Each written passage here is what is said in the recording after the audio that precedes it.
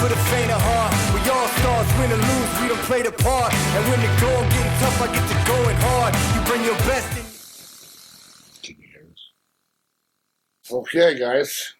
Welcome to the Boston the Beast podcast. What the fuck is all over my shirt? I'm the Probably boss. the load of laundry I did. Yeah, West America. It's a clean shirt, I promise. I'm the boss. This is the Beast. Happy Sunday for us. Happy Tuesday for you. We kind of did a little different thing this morning. We went out to breakfast and then to the gym. To lay buzz. Get her to lay buzz is like this boutique style, fancy coffee with pastries and omelets and burritos. It's all fancy, but it's so good. Like healthy, organic foods, healthy Cheese, butter. butter, pastries. It's organic, so it's good for you. Look, I just get the omelet and a burrito. I eat a lot of jelly, but I don't eat the butter, so I justify it. I eat the butter. And then we went and did arms. So it's my off day. I like to eat, so I don't have an off day. I just do arms so I can eat. No, that's not how it works, guys. Don't do that. Oh, man. So, how's the AMG doing? Mercedes, still in the shop? Been about 3 months now. November 16th. And today is January 12th. But, 2 minutes. supposed to get it back, hopefully this coming week. I've been pimping around in this, I call it the G-Wagon. It's really the GLB wagon. It's not at all a G-Wagon. It's a GLB 250. It is brand new, I'll give them that. It's brand new. It's got less than 1,000 miles on it. I think it's like 900 or something. It has zero power. Just like a brand new baby. Still can't run very fast, you know? Put the pedal to the floor and it goes like 70, but I'm used to my car. Punch the pedal and it's like 100 miles an hour at friggin' Yeah, what is 4 0 to seconds. 100? Yeah, I don't know. 0 to 60 is 2.9. So it's 4.1 for 0 to 100. Pretty ridiculous. first they told me I wouldn't have it back till March. Well, no. First they told me December 26th, which I knew if I didn't have it back before Christmas, it wasn't going to be before the New Year. And then I got a text earlier this past week that said, "Oh, we had said March 30th, but we just got notified that the part is now available." The part was back ordered. That was the whole issue. The part's available, so it should be here in a day or two. That was on Tuesday this past week. Didn't hear anything the rest of the week, so fingers crossed that maybe they have the part and they'll put it in this week and I'll get a call that I can come pick it up. Because, hot damn, I've been paying for this car and I can't even drive it. Like, I don't even have it. It's not even in my possession. And I just got the registration for the year. I have to pay the registration for a car that I don't even have. Oh, But it's worth it in the end. I love that car. And it'll be like brand new again when I get it back because it's been so long without it. I just scooted over so you can stop playing footsie with me. I'm not even touching you. Here, let me It's sit. so I hot. can't cross my legs It's because 64 degrees in the house and I'm sweating my ass off. Oh, it's so I can hot. cross them, but it doesn't last long. It's very uncomfortable. Delicious. How's that feel? Not very good. Let's put it back down. No, it's okay for like a few minutes and it's too much. So, like, those storms that are blowing through California, blew through New Mexico and here, too. We didn't have it. That was it? That was the one minute? Yeah, it starts slipping and I can't hold on any longer. We didn't get any fires, but I always tell the car detailer that every time you wash your damn black truck, there's a storm. So you're welcome for the fires in California, for all the dust storms and windstorms here, the trees down. That was because I washed the truck. Yeah, you should see our front yard right now. Looks like a homeless camp. This shit just... I have like shade nets that cover that we park our trucks underneath. And it just, I mean, we had probably up to 70 mile an hour gusts. And it was good all night. And when I came back from the gym, I'm like, shit, it's one strap is holding on. It's all wrapped around shit on my trailer. And my barbecue that we take to the gyms for the cookouts and stuff, it's on its fucking lid. Oh my God. And I just, nope. I'm not even going to look at it right now. I don't have time for that shit. It's been like 4 days. Still a pile of garbage out there. Awesome. Yeah, so if you drive by our house, don't look. Just keep driving, okay? Shit's just... If you want anything, just let me know. Yeah, if you want anything, Bring a truck. we got things up for grab. Okay. Whatever flew. I haven't used it, so I don't want it anymore. And the other backyard. Everything, whatever was on top of the roof is now in the... Oh, we were losing vent caps and fucking. I look at the backyard. I'm like, what the fuck? Half the shit off the roofs in the backyard. I went to take the dogs out the next morning. I'm like, oh, I don't know where all this shit came from, but Cool. But we didn't lose another tree on or inside the house. Neighbors dropped a couple trees, but in the alleyway. But I'm They still don't clean terrified. it up, so I'll have to. We still have one. How tall is that tree? Like 80 foot? It'll be there. 80-ish foot pine tree in our front yard. It's humongous. And every time it gets super windy, super storm outside, I get extra paranoid. Because in June last year, we had a gust of wind come out, and we had 2 trees in our side of our walkway. They're both like 80 footers. One got beetle killed. And I was supposed to cut it down 2 monsoon seasons before it happened. So that third monsoon came and just took it right on top of the house. And into our master bedroom. So we came home from a trip and had a big ass tree on the house, and then I came in the house and it was partially in the master bedroom. And I was like, fucking cool. So we were out of a bedroom for a good few days. Yeah, well, thankfully we have another bedroom that's has everything set up. So. Oh, and then last night, freezing cold temperatures, 31 degrees. Inside felt fine. We got a new hot water tank. Talked about that last episode. So we can take long hot showers. That's great, but the way they had remodeled this house in the 90s, they put some of the. In Arizona's a little bit different because it doesn't really get that cold. These guys like, yeah, just throw the shit on the roof. So we got a cold water line feeding the fridge. So the fridge is in the morning, and like, There's no water coming out of the fridge. And it's about 4 hours worth of thaw. But we're bound to remodel that this year.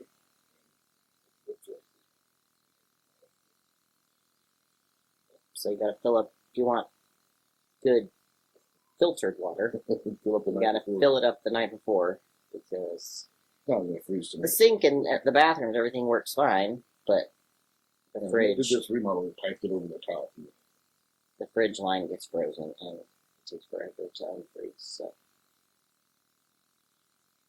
that was the first time this year, or well, It happens like once or twice a year. first time this year. It's January 12th. Every time it's gotten under the freezer. Really is.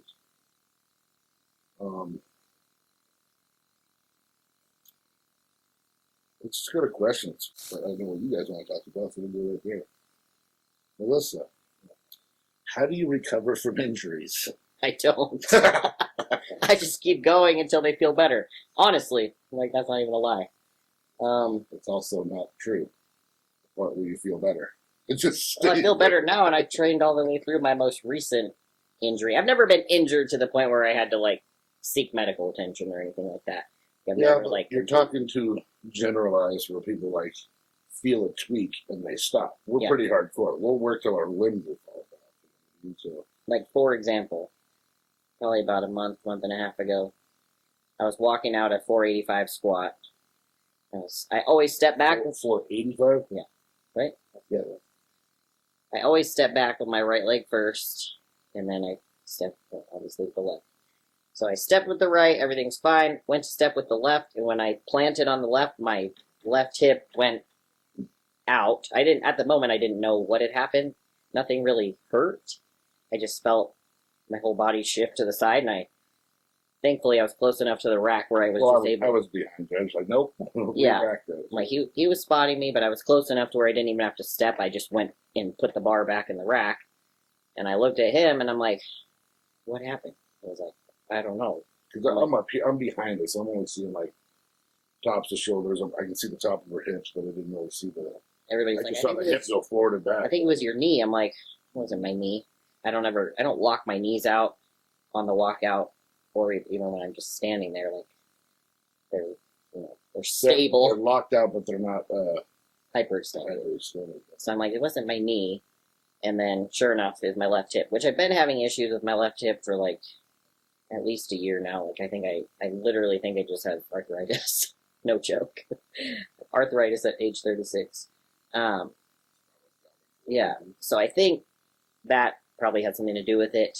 I was already having a little bit of discomfort in my left groin.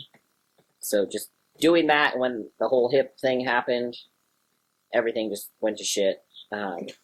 Literally, I could. Well, that was like 3 weeks ago. Yeah, like I was squatting the next week. I could barely squat like 225. As soon as I'd get all the way down in the hole, it didn't hurt on the way down, but as soon as I'd try to drive my feet through the floor to get up, I just had like a ton of pain through my left groin. But I just keep pushing through, doing as much as I can do safely. I did take like probably 2 weeks off from barbell squats and just did the pendulum and the hack squat for my main movement instead of doing barbell. So did your normal warm-ups? Yeah, I always do my normal warm-up stuff and whatnot. And then probably... What does that look like for warm-ups? I don't even know if this is the real name of the thing, but I call it a windmill. It's just a stretch where You're standing like sumo stance. Stand in sumo stance. My legs are straight. I bring one arm down to my ankle and the other arm up to the sky. And I just kind of like, I don't know, it helps me open up my back and loosens up my, loosens up my legs. And then I do side lunges, just body weight side lunges. Stationary. 10 one side, 10 the other. Mm-hmm. I run that through like 3 times. And then I started doing adductors and abductors, just like 2 sets, just to get everything nice and loose ever since the growing thing happened. That adds a lot of warmth in the knee on both sides of the leg. That's also at the hip and the groin. So that little injury happened like a month and a half ago. I think it was last week. Or it was a month. It was in December, like before Christmas. But when I popped it back in. So we were at the gym. I think it was last week or the week before. Last squat. And I did my usual warm-ups, did my squats. I was like, God, this freaking thing hurts. And I was squatting like 325. But like I said, they're tempoed, but they just felt like a million pounds. It felt like 500 pounds on my back just because of that pulling sensation. And I was like, in my head, I'm like, don't be scared, don't be scared, don't be scared. Suck it up, pussy. And I'm like pushing. I'm like, okay, just go super slow, stay braced, don't let anything freaking explode. And it didn't. After I finished my sets of squats, it was actually programmed for side lunges with weight. So I was holding a kettlebell at my chest, side lunging to my right side, so my left leg was extended. And I went down on one of the lunges and I felt a pop. And I was like, that was a good thing. It didn't really feel like much initially, but as the day went on, I was like, that's what needed to happen. So whatever was out went back in. And then this past week I was doing the hip machine for my hip flexor. So I had my knee against the pad and I was bringing my knee up. And every single rep I did was like crunch, crunch, crunch for the first set. And then it went away. And now it literally feels 100% better. So what you're thinking is her hip probably, when she stepped back in that one step, it just kind of came out of socket. Just enough, not all the way out, but the ball just kind of moved out of socket just slightly. And then it causes a lot of, the inside of your leg, that groin pain. And you were feeling that pretty intense. And then when you did that side lunge and you came down with this leg extended, it just kind of like, just pop right back in. Yeah. So now when I walk my heavy squats out, even any squat, even 135 pounds, I just take small steps. So I just do a little small shimmy with the right foot, shimmy with the left foot. I have to take more steps to get out as far as I need to be. So instead of the normal one, instead of my 1, 2, usually I take a bigger step and just plant and go. And now, ever since that happened, I'm like, I think this hip is just weak from my self-diagnosed arthritis. Going back. So to answer the question, I really don't do any kind of rehab or.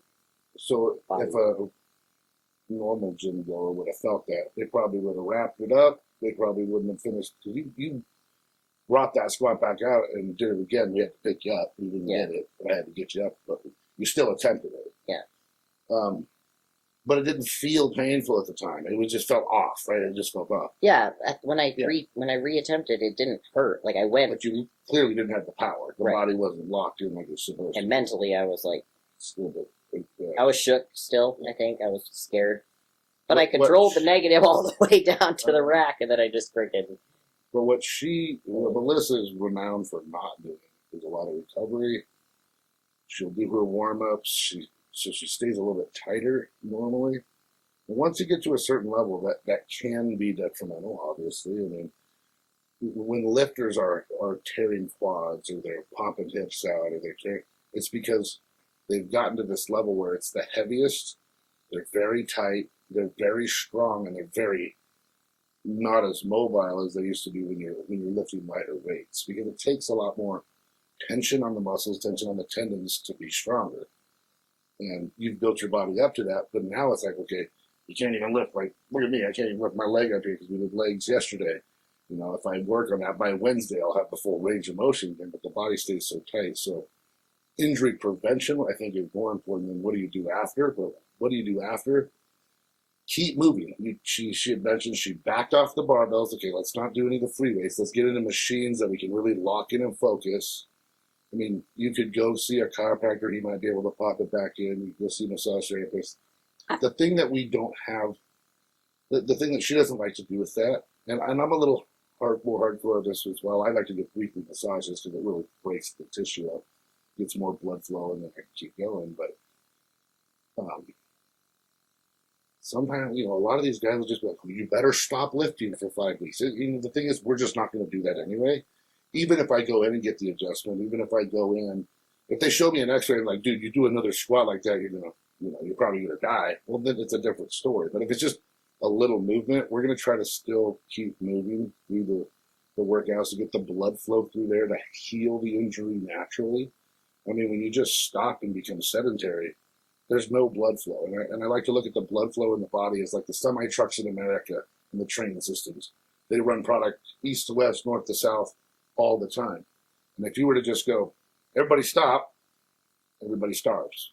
No one gets, and that's kind of what you do when you stop, you injure a knee and you stop moving. You stop moving nutrients to the blood. You stop pulling the toxins out of that area. So, and that's what you do religiously. You're very, very stuck on staying moving, which is probably why you stay healthy. But you could take that extra step and do a little bit more mobility. Chiropractic, you just don't enjoy it. No, it's not that I don't enjoy it. I've done it all before. I've done chiropractic, I've done massage, done physical therapy when I've injured myself years ago, and none of that shit. Sorry, in my opinion, it's a waste of money. Sorry, put it out there. Some people it's great. For him, it works. For me, it doesn't. I'd rather just keep doing what I'm doing and keep bringing fresh blood to the area, and it eventually heals itself. So everybody has different levels of pain tolerance, and a point where they're going to be like, I need to go to the chiropractor. I need to go get this. I have weekly massage. It's part of my routine. If I get injured, I'm still like her. I still don't get X-rays. I still don't go to the chiropractor. I need to go to the chiropractor. I ain't going to no friggin' doctor. But all they're going to tell me is to stop lifting. I'm not going to do it. So why waste the money over time? If it comes down to where, so like our pain tolerance is probably 9 to 10, and most are probably 2 to 3. I would say. I mean, I'm not just saying it to be cocky. Like we have a high pain tolerance. You have to do the shit we do. Like our sleep last night was terrible for pain purposes, or I shouldn't say pain, discomfort purposes. Yeah, so much discomfort in the body you can't even sleep. And like my right side of my neck is kinked. Both of my arms are numb. It was leg day, so both legs are fatigued, and I get like a restless leg type of feeling sometimes when I'm trying to sleep after a hard leg day. Intense session. Yeah. Plus, my left hip always bothers me. Probably should have taken some ibuprofen before bed last night, but I didn't. So hopefully tonight will be better. But same thing with him. Up, down, up, down. I don't like to take things in as much as possible, but man, you have a life to live, and probably those are going to be what kills me in life. Probably going to be a squat or some shit like that. But you got to take it when it's necessary. We don't do any crazy drugs on top of that. We might take ibuprofen. That's always what we take. And we've tried muscle relaxers. They really don't do anything. I mean, you could take 4 times the dose and it's like, and go lift on this, So I was so nervous the first time I took his Flexeril or whatever it was. And I think I took like twice what the dose was supposed to be. And it still didn't do anything to me. So I mean, this is a waste. It would be narcotics what we need next, or we're going there. So I tried to tell him, well, was that yesterday we were talking about that? I'm like, narcotics doesn't take away this type of pain. Narcotics are for like, I just got in a car accident and my friggin' arm is broken or whatever. Like, it will help with that type of pain. It's not going to help with inflammation in your muscles. Like, plus, the only time I've ever taken a narcotic was after I got my wisdom teeth pulled, and that was the worst experience of my life. So I'll never take another narcotic. And that's the same for me. No, thank I took it after a tooth extraction, and it did nothing but make me feel like shit. Yeah, all I did was puke. So no, thank you. Maybe it doesn't. That is not my drug of choice. I will say. Plus, it's super addictive. Yeah. I don't want to get stuck in that. I don't even understand, like, why you would want to feel like all the time. Some people. I guess you want to be numb to life. But maybe people have harder lives than they do. They just want to block it all out. I'd want to be up, not down. Like, if I was going to do those kind of drugs, I'd be freaking staying up, not going down. So, the actual question was, how do you recover from them? We keep moving. We back off. We stay hydrated. We make sure all our supplements and food are on point. We do try to sleep as much as we can. We have nights that aren't great, but we still try to get that sleep. And we just keep moving forward. The body heals itself. It's pretty freaking amazing. Is it going to be painful or uncomfortable? Sometimes it's painful. Most of the time, I think people, we've talked about this before, we confuse pain and discomfort. Pain and discomfort are two different things. I'm discomfortable all of the time. All of the time. There's something that always hurts. Painful, when you pop something out like that, that's painful. I've done the same thing where I couldn't walk for 6 I was hobbling. I didn't do a squat for 6 months. I popped the same hip out. Had the same into. I never think mine went back in, though. But the muscle work around it has now built the strength back up. Is it arthritic? Most likely. Do I have pain there right now? No, because I'm consistent with my massages and things like that. So you got to find what works for you. We're bullheaded and very stubborn, clearly, as you can see, but it works for us. I think most would be like, stop lifting, go get an x-ray, go do this, go do that. 6 months of recovery, like, you'd never be able to bodybuild if you did that. And you can't be taking these long breaks. And it's not how this industry works. But if you're just a lifestyle dude, trying to stay healthy and feel good, well, maybe you shouldn't be doing a 1-rep max squat anyway. Maybe you should keep those over 5. That's going to reduce that risk of injury almost like 95 to 100% just by doing more volume. And you're still going to get the growth out of it. But if you're hardcore and you want to compete in powerlifting, that is something that's part of the equation that you have to think about. Any advice for beginner lifters? I mean, I think we just touched a lot on that part of it, recovery, repair, and how to approach. Stay the course. Well, beginners, it's a marathon, not a sprint. Yeah, and it's very much learning how to be consistent. So whatever you choose to do, if you're eating 2 to 3 meals of bull crap right now a day, and maybe going to the gym once and not doing cardio, well, to set a schedule for yourself next week that I'm going to have 5 meals a day, 5 days in the gym, and every day cardio is pretty unrealistic. So I would start small. And this is how I start all of my clients. Start with 3 decent meals. After 3 or 4 days you're hungry, add the 4th snack or meal, a protein shake or something like that. Start with 3 days a week weightlifting for 3 weeks. You're going to feel really freaking sore the first couple weeks you haven't been into it. And then you're going to come up and you're going to start feeling better. And that's where you can start adding more food, adding another day of training, be more consistent with cardio. But consistency, I've made some signs for Melissa that we have in the garage and at the gym. It's queen of consistency. It's literally, guys, it's like the tortoise and the hare, the tail of the tortoise and the hare. You know, she's sitting here doing this every day where these guys are going like this and then stopping, and she's still always going to be in front because that consistency. I don't care how tired I am, Like how some people. much everything hurts. I still do cardio 7 days a week, whether I want to or not. Most days I want to. Just it makes me feel better. When I first get up in the morning, I'm like, ugh. Flush that blood around Yeah. the body, get those toxins from the night out, you know? I don't know how people like get up a half an hour before they have to go to work. Like I get up 3 hours before I go to work. So if I have to be at work at 6, I get up at 3 a.m. And I'd be there at 8 tomorrow. I get up at 5 because I get up, I have a little morning routine, I do my cardio, and then I get ready and go to work. But I could not be the type of person to just wake up at 5:30 and roll out of bed, get myself ready, and go to work. I can't. I don't know. I think that, you know, that goes two ways because I was that way. When you're doing manual labor work, you really need to be doing cardio when you're 20 years old. You're doing manual labor work as a dude, like you're moving, right? Probably not as much consistently. But how many people these days do we coach that are doing manual labor jobs at 5, 4 in the morning? There's not very many. So it's more that farm boy mentality. You know, you're on the construction site at 5 a.m. You know, you're driving 2 hours to get somewhere, so you're up that early. You get your meals packed the night before. You get up, you smack your face a couple times with fresh water, slam a cup of coffee, you grab your shit and go. But for the majority of people, they're not doing it. You know, at least in our realm and where we're at here, probably 80%. You know, Shoot, I work with people that don't even eat before they come to work. They don't eat until lunchtime, which is like 11 or 12. I'm like, but and don't mistake us, they're not intermittent fasting either. No. This is just their daily life. and it's like, I'm hungry, I haven't eaten yet. I'm like, what? We've been here since 6 o'clock this morning. I'd die. Yeah, I'm like, I slammed my first What time is meal that when in they the say car. Noon or 2 when you're saying you're hungry.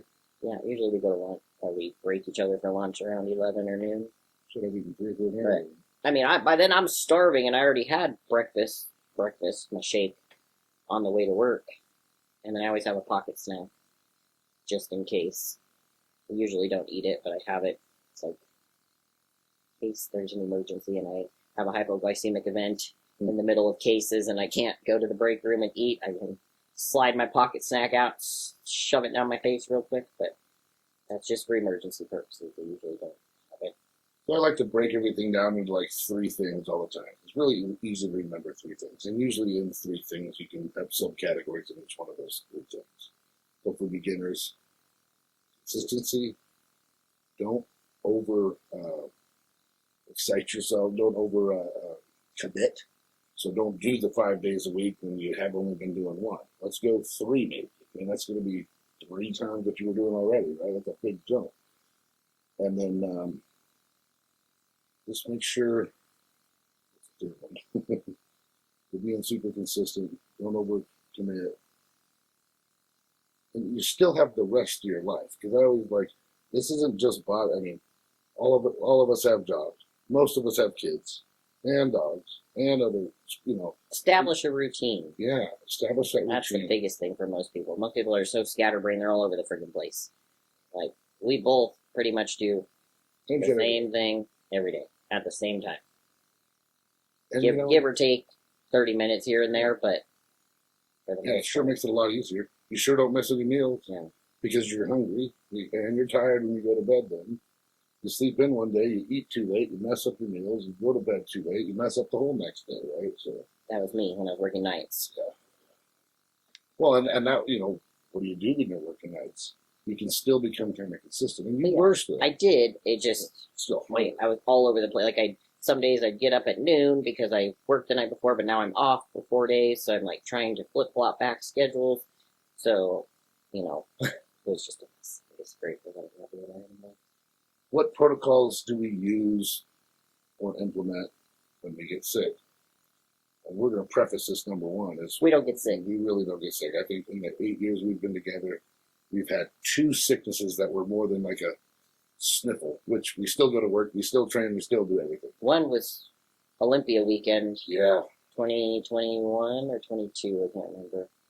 It 21. was Vegas. Oh, 22 then, yeah. Yeah.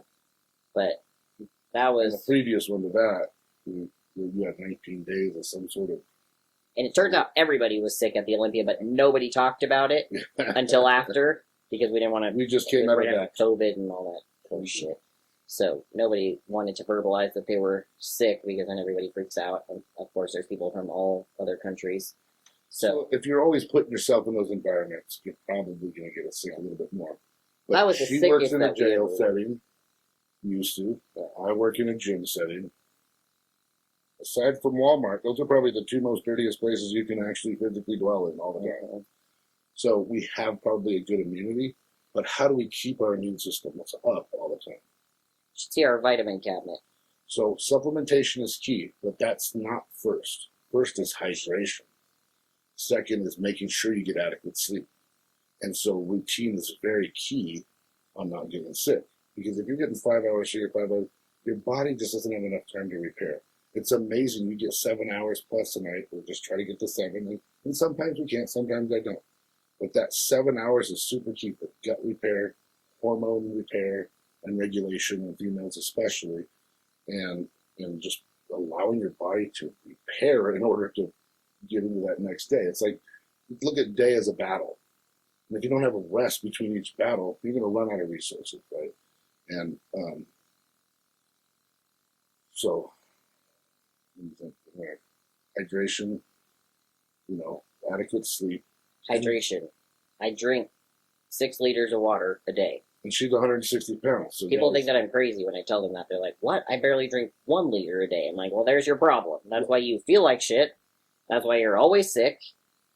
And now, she has enough electrolytes because she eats enough and she salts her food enough. So if you're sitting at, yet again, guys, just like anything, if you're sitting at 64 ounces of water, so roughly 2 liters, or under 2 liters, and you go right to 6 tomorrow, well, you're going to be having a little bit different problems. So you'll be cramping, and don't blame me. and I don't think 6 is good for everyone. I mean, I think that works for Melissa. She drinks a lot of water, always has, but she always salts her food very well, and that works for her. But adequate water, at least an ounce per pound. More than 1 liter a day. So if you're 145 pounds, that's over a gallon. A gallon's 128 ounces. So if you're 140 pounds, you should be drinking more than a gallon. I mean, it's pretty simple to do the math there. And then when it's hot out and you're doing strenuous exercise, you need to add a little bit more of that, right? Especially if you're a sweater. Yeah, which we're both sweaters, so I sweat in my sleep, so it's like that.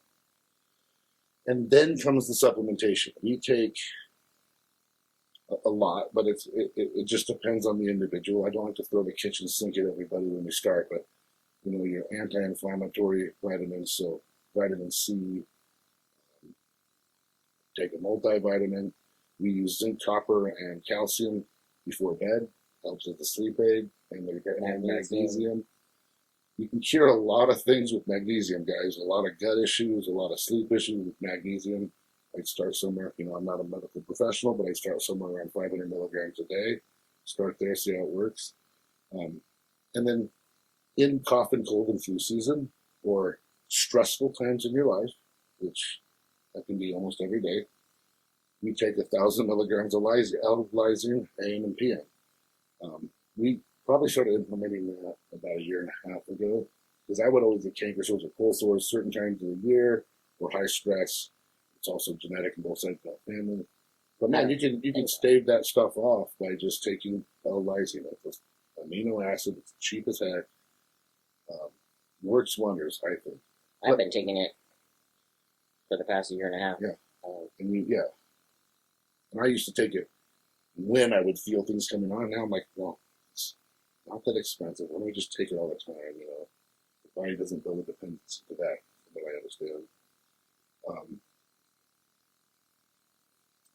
But you have to remember with vitamins, it's not like I was taking it for the past 2 days.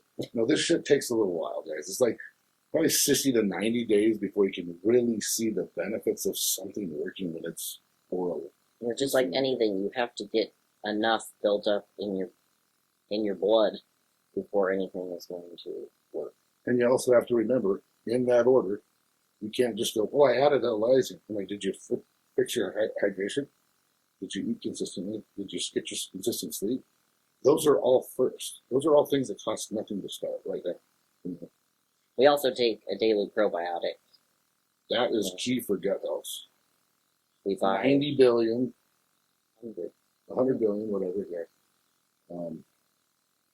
Nature's Way. I buy it at Sprouts in the refrigerated section. The refrigerated section is just a little bit more accurate. We found They are expensive, they're $50 a bottle, but so it's like $1 and a.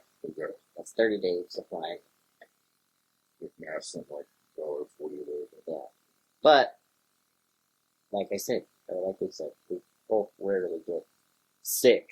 Like I might get like the sniffles for a day or two here and there, but like Usually- actual sickness that I'm like laid up, never. I don't think I've ever been laid up to the point where I couldn't do anything. No.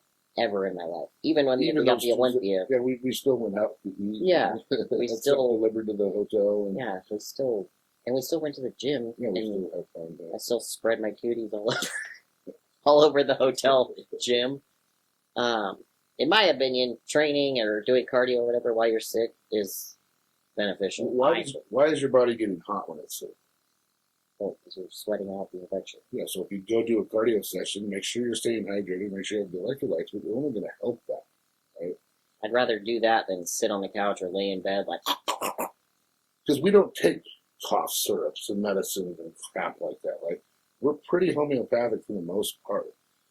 There's a time and a place when you get a sore throat. It's like, man, I can't have this because I got to go to work tomorrow. We might take something,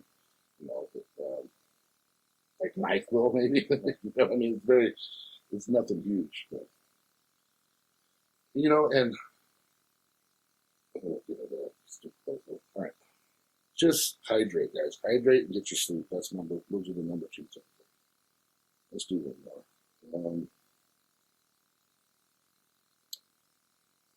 A coaching question or a business question? Do coaching. What does it take to be a good coach for bodybuilding and or lifestyle? Mic check. That's this guy. Oh, no. See, I was trying to do that one because if it was business, it would be my side to do. I was trying to get you. Coaching to me, this is my definition of it. It's more than just food and training. It's a relationship with the person to figure out how they function in here, to see what needs to maybe be altered or the course of action change a little bit from how they're coming to you for a reason. If they're a lifestyle client, they're overweight, they're doing something that isn't correct to get into their goal. So that's why they're coming to you in the first place. So the client-coach relationship has to work. You have not necessarily be best friends, but you have to be able to have a conversation and feel good about it as the athlete or the individual, and the coach wants to be able to help them. There's certain coaches that only want to coach bodybuilders. I understand that. And then there's other coaches that do both, which is what I do. There's other coaches that probably just do mainly lifestyle clients. Because, there's similar concepts to all of them.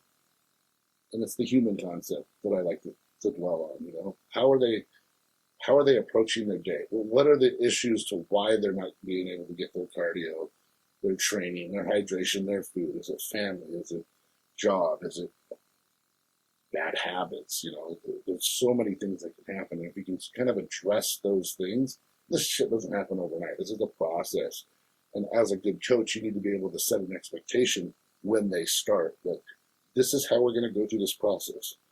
You're not going to get a garbage-sized bucket full of tasks for you to do tomorrow, especially as a lifestyle client. Bodybuilding is a little bit different. They're used to being on some sort of food regimen, some sort of training, usually if they've done a show at least, they're used to doing something like that. Where lifestyle client, a lot of the time, they just have no clue. They've never been educated. It's not their fault that they haven't either. That's why they're coming to you. And tell them that, I'm glad you're here. This is awesome. You're trying to better yourself, right? So you just start slow, and you start so you can measure progress. So kind of like we just talked about earlier with the not getting sick, not getting sick, that consistency, So I have my clients give me a 1 to 10 on hydration, How was their hydration? How was their sleep? How was their food? How was their cardio? And how was their training? And I might even go as far as, if I know something a little bit deeper in their life, you know, if they're dealing with things up here, if they're dealing with family events, I might ask, how's it going with your brother, or whatever issue they're having. Because that all affects how they're going to perform, right? And you don't want to dump a massive amount of crap on them right off the bat. If they're, you know, so if they're eating 3 meals a day when they come to you, maybe you start with 3, changing the food up to a little bit more, you know, what they should be eating, and then add a 4th 3 days, and just stay on top of them. Have those check-ins just via text, you know, like, how you doing today? Have them text you. But with lifestyle clients, sometimes you have to reach out to them. I'm not a babysitter. I try to explain that. So really setting up that initial consult where it's like, these are the expectations I have for you. This is what you can expect from me. And then just staying Johnny on the spot with it the whole time. The biggest difference between a lifestyle client and a bodybuilding when it comes to that is, I'm not a babysitter. Bodybuilders should be getting it. They should be sending me their questions. They should be sending me, you know, update videos, progress pictures, how they're feeling. Now, if I don't hear from someone for 2 weeks, I'm like, hey, bro, how are you feeling? What's going on here? Guess what? Lifestyle clients, bodybuilders, they all still have to deal with life. So there might be some things that need to help them out there as well.